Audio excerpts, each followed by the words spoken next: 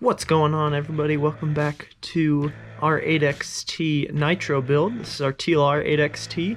We are on, what is this, episode 8 now? Oh, geez, we're getting along the build pretty good here.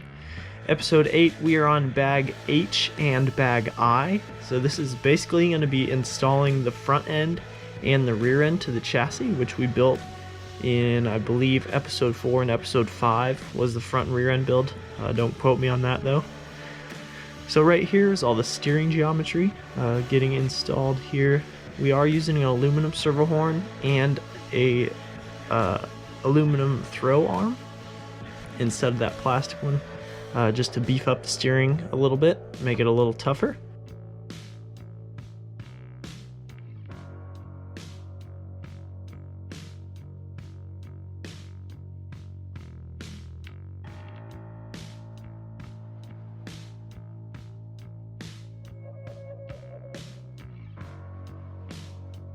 Now I did slow this one down for you guys. It is kind of long, it's just around 13 minutes, but the speed up rate is a lot slower in this one, so I'm hoping you can see a lot more in this, because installing is a pretty cool part on the chassis, getting everything installed. Now one tip here is I got some channel locks, and I hold the, essentially it's a giant nut that screws onto the steering shaft. Hold that with channel locks, and then you can just screw the entire assembly, and it turns on there a lot easier than trying to turn it with your hands. Because I don't know about you, but turning this with my hands is quite almost impossible, so using the channel locks is a lot easier.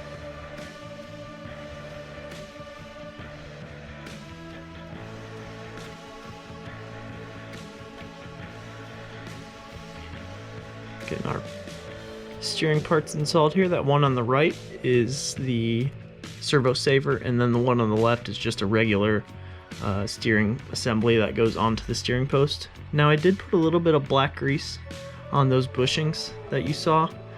I don't know that you really need that, because the black grease is just going to find its way out of there eventually, and it still slides pretty smooth without black grease, but maybe that's just a thing that you want to do. That was my first time trying it, and I didn't really notice a difference in smoothness on the steering or anything, so I don't think it's a huge asset.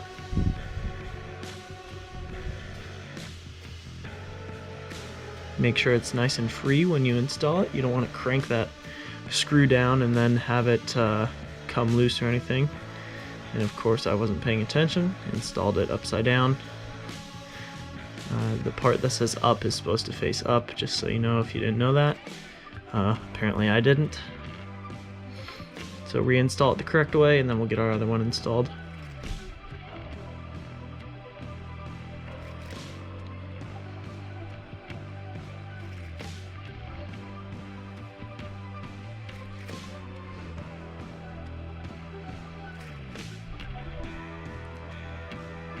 Make sure everything's nice and free still. It should be able to dangle under its own weight.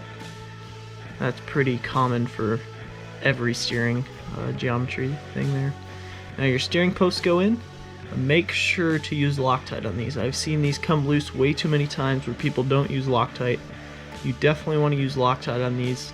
You don't really ever have to take them off the chassis once they're installed, unless you bend one, which would be very rare. I've never seen that before, but you can pretty much keep these on the chassis the entire time you have the truck. If you need to take apart the front end, you can just slide the steering pivots right off of it. It's kind of funny when you see my face go into the screen. You can tell I'm focusing, because I gotta lean in to see what I'm doing. It's kind of funny there. Little washers that go on the bottom of the steering posts, and then I like to slide the bearings onto the steering posts and then slide the pivots on top of that. I just feel like it fits a little bit better instead of trying to slide the bearing on there with it already in the pivot. I just feel like it goes on a little bit easier when you put the bearing on first. Then we got our center chassis brace. I've gotten a couple questions in the past why like race level cars don't run aluminum chassis braces. Mainly because you don't need them for a race car. You're not hitting big jumps or anything that's going to really bend your chassis in half, or that would essentially break a plastic chassis brace. So the aluminum one works, or the plastic one, sorry, works just fine. No need to have an aluminum one.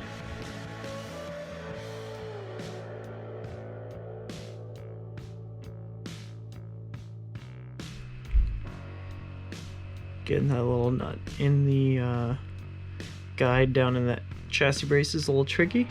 Found it best if you stuck a screwdriver through the end of the nut and then you could pop it in the fitting for the chassis brace. So there you can see we have our pre-assembled front end, and we're going to pop our rubber boot over our axle. Now the easiest way I found to do this was put one side of it on the dog bone and kind of pull it over, and then once you get it pulled over, I used a little wrench hex and stuck it through and then stretched it over the other side. It seems scary because you're stretching it super far, but it shouldn't break. Don't quote me because I have broken them before doing this, but honestly this seems like the easiest way to do it.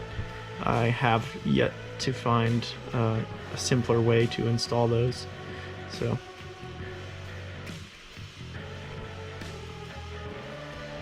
I put a little bit of black grease in there. You don't need to, I just put in there to keep it smoother. And then this little foam seal is a lifesaver. It keeps all the dust and the grime out of your diff case. Make sure you install these. You definitely want to install them. You only have to use the little bit of foam that comes on there. You don't have to use that whole foam piece, but putting that foam on there makes a world of difference for the dust keeping out of the gearbox, since the bottom of the gearbox is open essentially. Switching our bit on our power drill here, figuring out how I can flip this over and get it in the camera. There we go. 4 screws into the front or into the bottom that screw into the diff case. The front bumper attaches with the 2 front screws.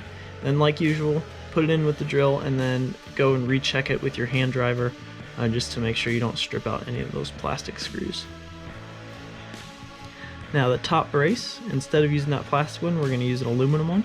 Again, this is just to beef up the durability of the truck a little bit. This I would definitely recommend using aluminum. That's going to take a little bit more impact than a chassis brace would, so having that aluminum is a little bit more critical than having an aluminum chassis brace, in my opinion.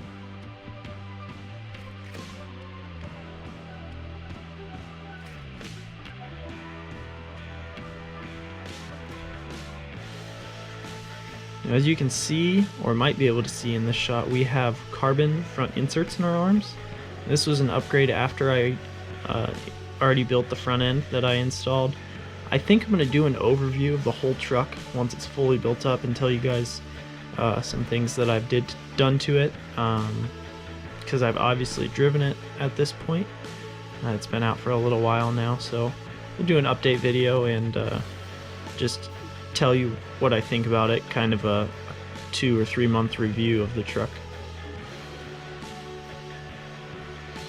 Then we got our steering arm here. It's nice that these are threaded in, because depending on the servo you have, the spline is different, so you have to adjust this length to get your steering throw correct. So that's a neat thing that I always liked about higher end cars, is that this steering rod is threaded instead of being one solid steering rod where you have to adjust it in the sub trim instead of adjusting it mechanically on the car.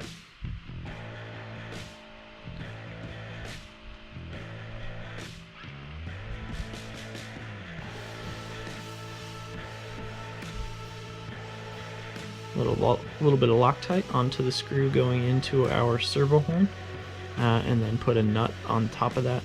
The aluminum servo horn is threaded, but I feel a little bit safer personally having that nut on there, just to make sure it doesn't back out.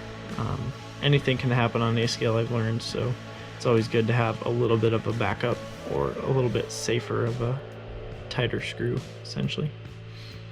Cool thing about this TLR servo horn is it's a clamping servo horn.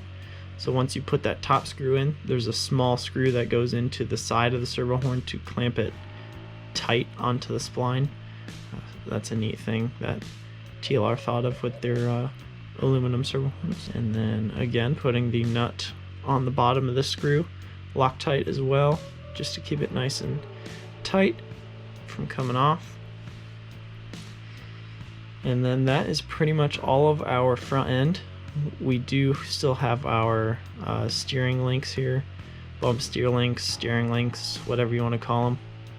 Make sure you get the spacers right. I believe the inside spacer is 2 millimeters and the outside spacer on the hub is 1 millimeter. It might be reversed. That one actually looked like 2 millimeters, so it might be reversed. It might be 1 millimeter on the steering rack and then 2 millimeters on the hub. But I'll probably go over all that stuff in the overview video, like I said just a second ago.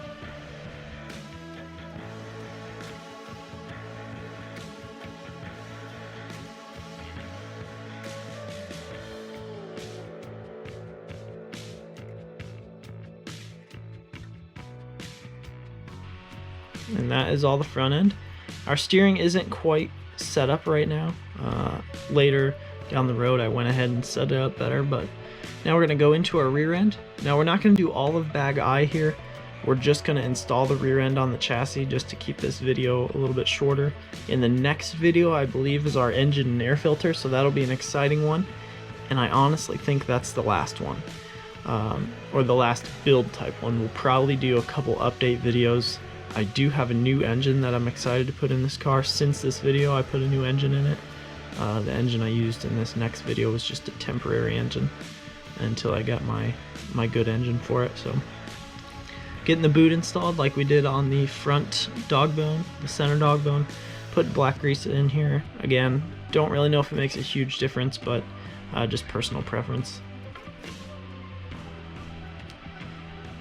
And there's no tricky way to install on the rear end. It's just 3 set screws, or 3 screws for the rear chassis brace, and then 4 screws into the rear gearbox. Nothing too special there. Got our 2.5 drill bit to screw them into the bottom of the chassis.